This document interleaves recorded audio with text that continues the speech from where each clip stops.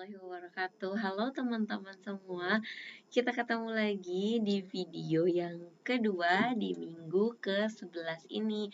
Kita masih nyambung ya materinya dengan video yang sebelumnya. Dalam artian kan sama nih teman-teman seperti minggu-minggu sebelumnya ketika dalam satu minggu itu kita ada dua topik. Topik yang sebelumnya kita sudah membahas tentang jenis-jenis karangan ya. Kemarin sebelumnya kita membahas dari mulai karangan non ilmiah, karangan semi ilmiah sampai di karangan ilmiah gitu ya. Kita udah kenal nih, masih ingat nggak teman-teman apa itu non ilmiah, bagaimana yang semi ilmiah dan bagaimana yang karangan ilmiah. Semoga teman-teman masih ingat ya. Oke, kita lanjut nih. Kita sudah kenal ya sudah kenal karangan, kemarin kita sudah kenal paragraf. Nah, terus kita mulai nih membahas apa-apa aja sih unsur untuk membentuk sebuah karangan ini, ada apa aja di dalamnya. Ayo, di dalamnya ada apa aja dari sebuah karangan atau wacana. Pastinya ada apa? Ada kata ya, kalau yang dari yang paling kecil ada kata. Dari kata ada berbentuk kalimat. Dari kalimat maka dia berbentuk paragraf. Nah, setelah jadi paragraf-paragraf ini gitu ya, paragraf-paragraf ini tuh idenya dari mana gitu, atau kemarin itu sempat ada yang memberikan pertanyaan kepada saya, gimana sih caranya supaya kita tuh bisa fokus misalnya, karena kadang misalnya nih kita mau nulis sesuatu gitu ya, hari ini kita kepikiran nih tulisan misalnya tentang horor gitu ya, tiba-tiba besoknya tuh tentang horor ini lupa gitu ya, tiba-tiba yang barunya tuh tentang misalnya sosial media. Gimana nih biar kita bisa dikatakan istiqomah nih, kita mau nulis satu dulu yang runut gitu ya, bisa bagaimana sih caranya? Nah, teman-teman, salah satunya adalah dengan kita bisa memetakan memetakan unsur-unsur gitu ya, atau hal-hal yang ada di dalam karangan atau wacana ini sendiri. Ada apa saja? Selain memang dari kata, kita juga harus mengerti ini. Ada tema, ada topik, teman-teman, ada tesis gitu juga, ada judul juga ada di sana gitu. Nah, topik kedua ini kita fokus dulu nih, jangan yang banyak-banyak dulu. Kita fokus dulu di tema dan topik. Nah, tema dan topik ini terkadang orang-orang itu bisa dibilang mungkin bisa dikatakan hampir mirip, atau kadang-kadang orang-orang yang bingung membedakannya, mana tema dan mana juga topik gitu, teman-teman. Nah, ini yang akan kita bahas di topik yang kedua ini. Jadi kita akan membahas tentang tema dan topik. Tema dan topik ini adalah important thing-nya juga nih teman-teman di dalam sebuah karangan. Apa sih tema dan topik itu? Ya, kita akan bahas.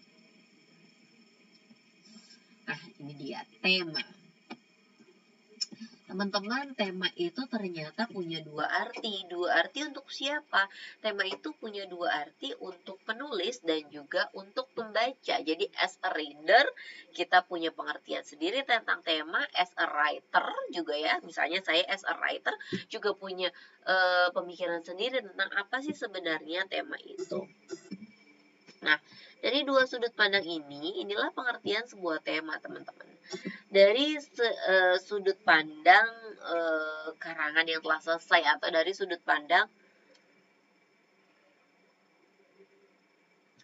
sudut pandang si pembaca gitu ya.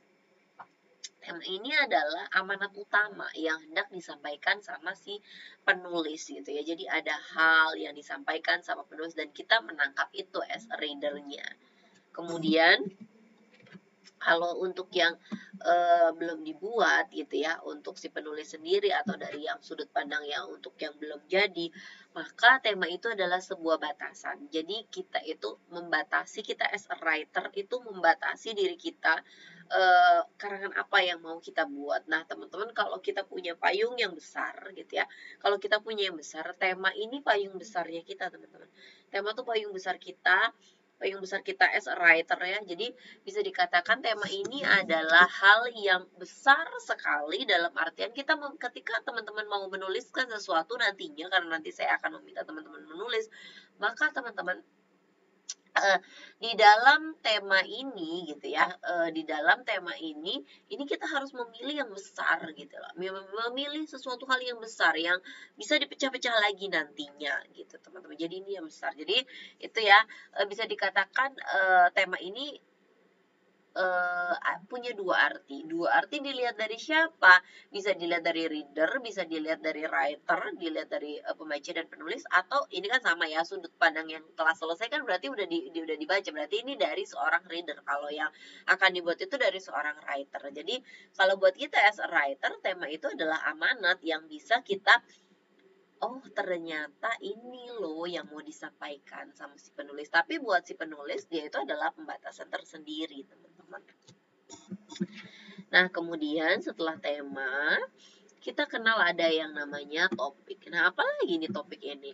Topik ini adalah hal yang penting yang hendak diuraikan dalam sebuah karangan. Jadi, tema itu anaknya topik gitu ya, bisa dibilang lebih detail lagi daripada si topiknya itu tersendiri. Nah, si topik ini teman-teman bisa dikatakan garis besarnya yang mau disampaikan dari sebuah karangan itu gitu ya. Nah, di sini ada ciri-ciri topik. Apa sih ciri-ciri topik itu? Nah, ini teman-teman. Jadi yang pertama, topik itu berbeda dengan judul. Awas ya teman-teman ya, karena beberapa suka takut khawatir ketukar gitu ya. Topik dan judul itu sangat-sangat berbeda. Topik itu bisa dikatakan lebih besar lagi dari judul. Nah, kemudian ditentukan terlebih dahulu sebelum judul jelas. Topik itu ditentukan terlebih dahulu sebelum judul karena biasanya dia titiknya adalah ada di setelah tema. Kemudian kita buat topik yang harus menarik gitu ya, harus menarik dan bagi penulis topik itu harus menarik gitu ya. Karena kenapa harus menarik? Karena ketika topik itu ketika topik itu menarik, maka si penulis itu akan bersemangat untuk terus menulisnya sampai dia akhirnya nanti tidak menemukan jalan buntu gitu ya ketika untuk mengakhiri tulisannya. Jadi encer terus untuk menulis. Nah, kemudian topik itu juga harus sangat dikuasai untuk seorang penulis. Kenapa? Karena seorang penulis itu mau men-share apa yang ada di pemikirannya. Kalau dia tidak menguasai topiknya secara rinci, secara detail, secara runut, maka dia akan sulit melakukan hal sharing tersebut, teman-teman. Nah, ini sudah cukup sepertinya materinya. Nah, terus kalau misalnya gitu ya, gimana nih, Miss, saya masih bingung bagaimana. Oke, jadi tema itu kan payung besarnya. Misalnya nih teman-teman mengambil sebuah payung besarnya adalah kesehatan. Nah, kesehatan ini banyak sekali ya, karena kan ini besar gitu ya. Atau gini deh yang kemarin masih lagi lumayan rame nih sekarang. Misalnya olahraga. Kita ambil olahraga. Payung besarnya itu adalah olahraga. Payung besarnya adalah olahraga. Maka topiknya apa? Banyak sekali teman-teman topiknya. Olahraga itu apa aja? Bisa kita sebutkan cabang-cabang olahraganya sendiri, bisa itu jadi topik.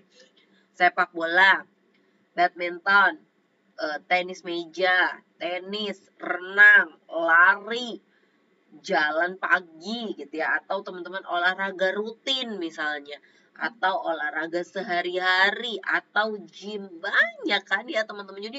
Jadi kita pilih dulu payung yang sangat besarnya.